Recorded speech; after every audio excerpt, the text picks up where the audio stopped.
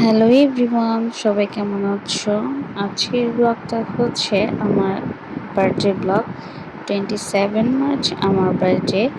Last 2 years ধরে আমার বার্থডেটা রমজানের মধ্যেই পড়ছে। সো রমজানের মধ্যে পড়ায় তেমন কোনো প্ল্যানই আসলে করা হয় না, আর তেমন কোনো সেলিব্রেশনও করা হয় না। যেহেতু আমি শ্বশুর বাড়িতে আছি, তাই টুকটাক একটু সেলিব্রেশন হবে। এখানে আমার শাশুড়ি মা আজকে তেহারি খাবো বলে রান্নার প্রিপারেশন করছে। সো গোসল টোসল করে সকাল থেকে টুকটাক কাজ করে একদম ফ্রেশ হয়ে নাস্তার টেবিলে ইফতারের সময় হয়ে এসেছে। ইফতার টেবিলে আমরা বসে গিয়েছি। আজকে ইফতারে একটু স্পেশাল মজার মজার খাবার আমার ননদিনী আমাদের জন্য করেছে। তো এই যে মোমোস, ভেজিটেবলস রোল, মালাই চপ, এভরিথিং করা হয়েছে। আর আমার ছোট ভাইকে আসতে বলেছিলাম, তেমন কেউ আসলে ইনভাইট বা সেলিব্রেশন বলতে কিছুই করা হয়নি, যেহেতু রমজানের মধ্যে আর কি করার তেমন কোনো প্ল্যান নেই। তাই ভাইকে বলছিলাম যে তুই চলে আসিস, সবাই মিলে একটু ইফতার করবো, দ্যাটস ইট, আর কিছুই না। তো ইফতার করার পর আমরা সবাই মিলে একটু বসে বসে আড্ডা দিচ্ছিলাম যে যার মতো করে। আর এখানে আমার পুচকুটাও দুষ্টুমি করছে, সানগ্লাস পরে দুই বোন মিলে দুষ্টুমি করছে এখানে।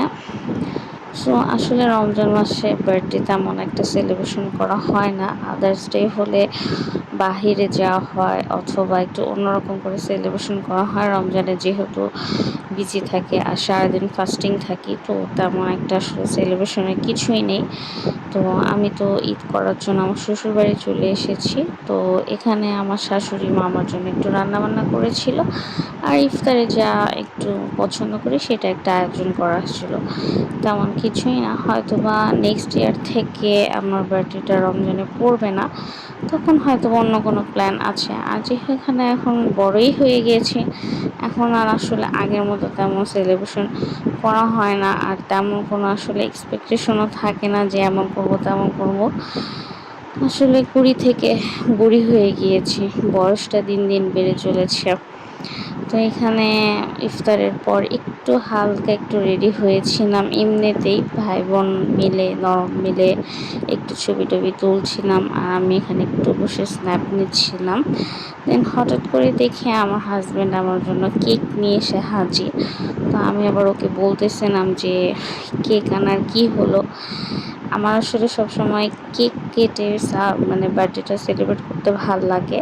তো এখন যেহেতু বড় হয়ে গিয়েছি, তাই আসলে শয়তানি করি যে কেকের কি দরকার। তো দেখলাম আমার হাজব্যান্ড হঠাৎ করেই একটা কেক নিয়ে বাসায় চলে এসেছে। তো যাই হোক, কেকটা দেখে আমার একটু ভালোই লাগলো।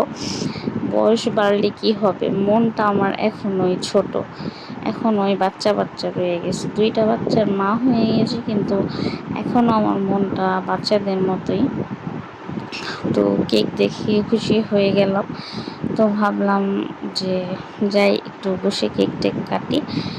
তো এখানে আমার মেয়ে তো তার মামাকে পেয়ে খুব দুষ্টুমি করতেছিল ওরা একসাথে বসে। তো ওইখানে আমরা সবাই মিলে এখন কেক কাটার জন্য চলে গিয়েছিলাম।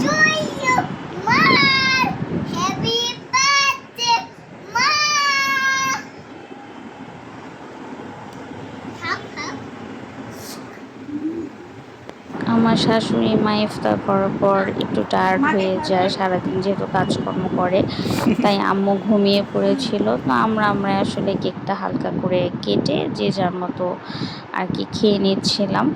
তো কেকটা অনেক বেশি মজা ছিল। এই যে কেক পাগল পিচ্চি কাচ্চাগুলো সব এসে ওয়েট করছে। তো এই যে তেহারি, আম্মু আমার জন্য স্পেশালি তেহারি রান্না করেছিল, বিফ তেহারি। আমার তেহারি খুবই বেশি পছন্দ। তো রাতের ডিনারে আমরা তেহারিটা দিয়ে ডিনার করেছি। তেহারিটা অনেক বেশি মজা হয়েছিল। আমার শাশুড়ি আম্মুকে অনেক অনেক বেশি থ্যাংক ইউ, এত মজা করে একটা তেহারি রান্না করে দিয়েছিল। তো খাওয়া দাওয়া শেষ করে এখন আমার ভাই চলে যাবে। বিদায়ের বেলা। এই যে মামা চলে যাবে এখন, দুই ভাগ্নি মিলে মামার পিছে লেগেছে কেন মামা চলে যাবে এই নিয়ে তাদের দুঃখ কষ্টের শেষ নেই, কান্নাকাটি জুড়ে দিয়েছিল। আসলে যাদের মামা আছে খালা আছে তারা বুঝবেন ভাগ্নিদের প্রতি মামা খালার টানটা অন্যরকম। কান্নায় তারা ফেটে পড়ছিল, তাদেরকে কোনোভাবে ঘরে আনা যাচ্ছিল না। তো যাই হোক, ব্লগটা কেমন লাগলো অবশ্যই জানাবেন, আর আমার জন্য সবাই একটু বেশি বেশি দোয়া করে দিও। তো আজকের জন্য এই পর্যন্তই, সবাই ভালো থেকো, সুস্থ থেকো, আমার জন্য দোয়া করো। আল্লাহ হাফেজ।